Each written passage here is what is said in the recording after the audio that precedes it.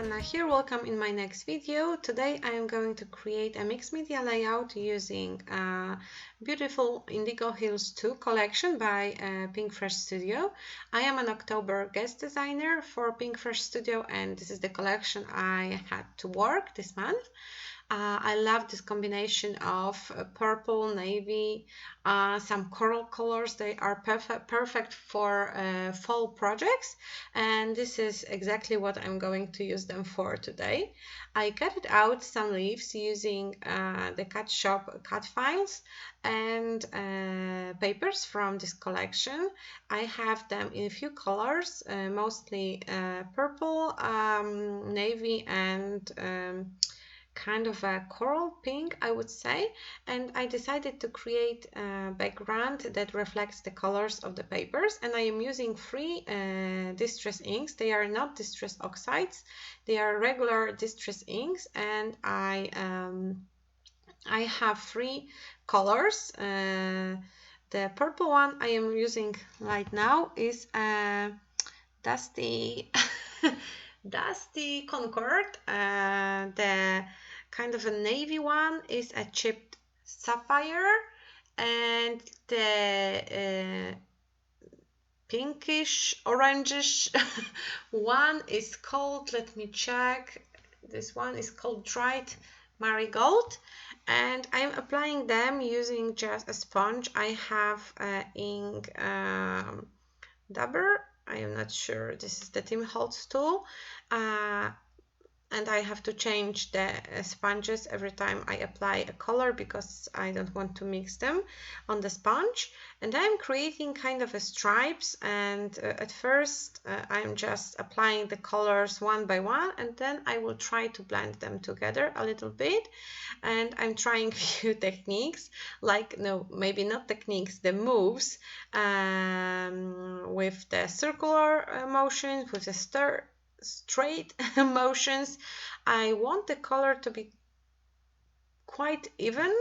I don't want the strokes to be too visible, but depends on the technique, it's looking better or worse, but it's kind of an experiment. I just wanted those colors, and I wanted to use my distress inks, not oxides, because I think I kind of neglected them. I have many colors, but I do not use them often. I am using a white basil marshmallow cardstock, so it's not a watercolor paper, but it's not the thick thin paper, it's a thicker paper. And as you can see now, I'm trying to blend the colors together to kind of make the connection between the layers.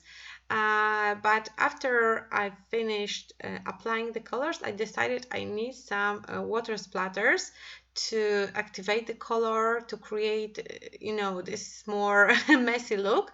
And I'm spraying the water over the palm of my hand and splashing the surface.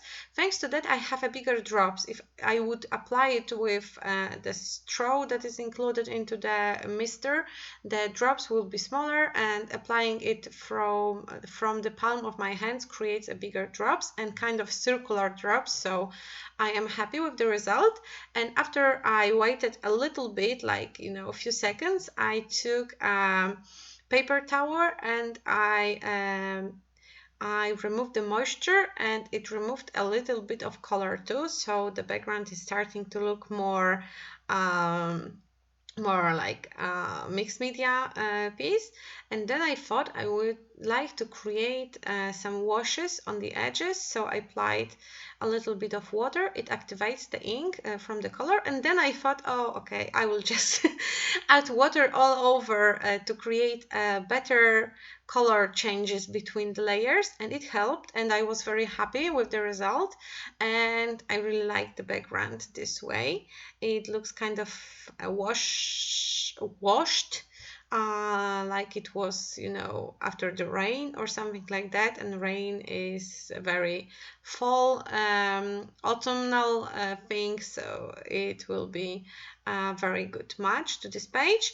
And I'm using my phone because I have a picture of the composition of leaves that I liked before, because I tried them, you know, before I created the background, and I liked how they looked, so I snapped the picture so I can recreate it later. This is always a good idea. If you you know, tried something and you liked it, snap the picture and come back to this picture later. It will be easier for you. You won't be stressed that you wasn't able to recreate exactly what you liked, and, you know, fight again. I have two pictures of squirrels we took during our walk in the park. Every fall we go to Warsaw to visit Łazienki garden. They are very old gardens started by a Polish king. And there is a palace up there, and it's a really pretty place full of beautiful plants, and also squirrels that are kind of I don't know the English word, but if you put the nut in your hand, they will come to take it.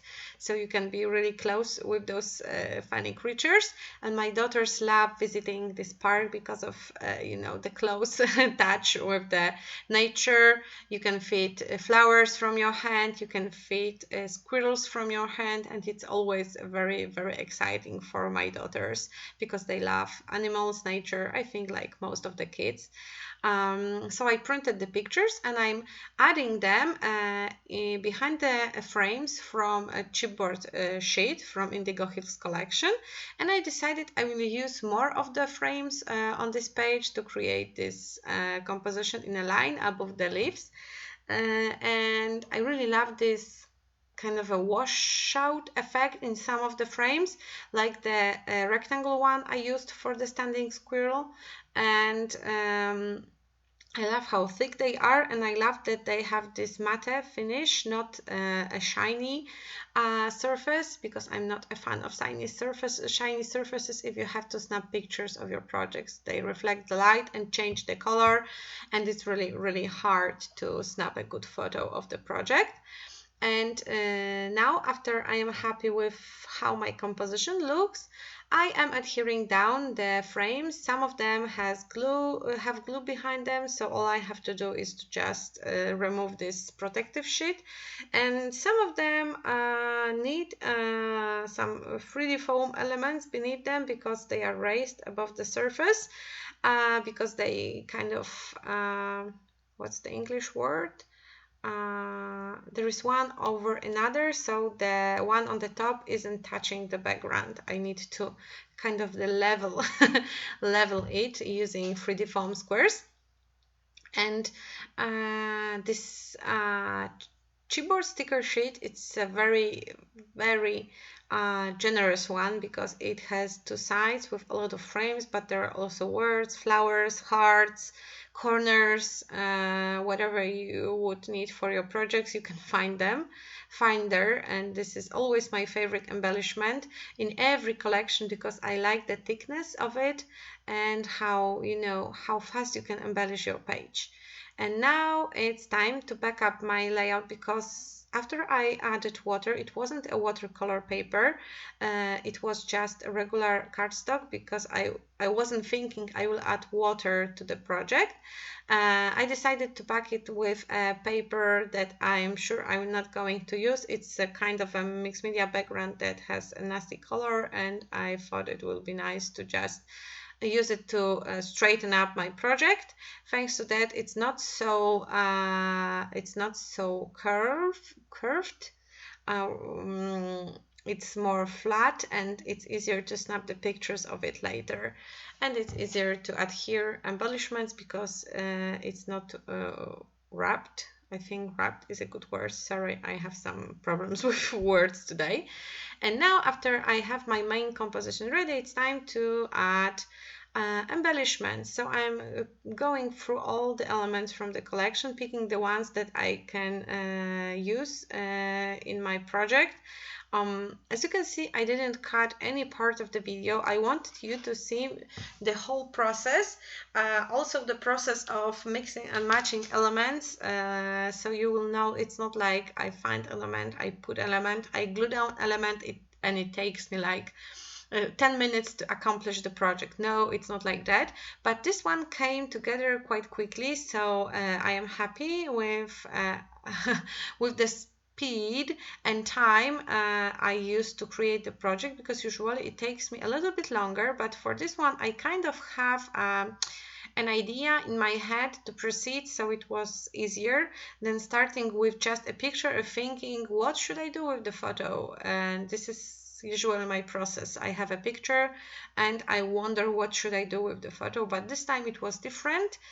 I had pictures, but I already knew I want the leaves, I want this color scheme, so it went much faster than usually.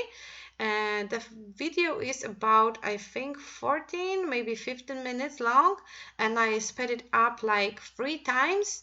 So it took me 45 minutes to assemble everything, but it you have to count an extra time for drying the page. I left it to air dry. I didn't use the heat gun because I had to make a pause for making a dinner for my family.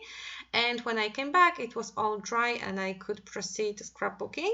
And you have also count time for cutting out the leaves. I had to change the pattern paper on my cameo mat because I used different papers, so it took me also a few minutes, but it was made like a previous day when my mojo was low and I knew I'm not going to create anything, but I didn't want to waste a free time for just sitting and browsing Facebook, so I decided I will cut out elements for the layout for tomorrow, and I just picked the leaves. I also printed my pictures, and I printed them thinking about the frames already because I want them to fit under the frames.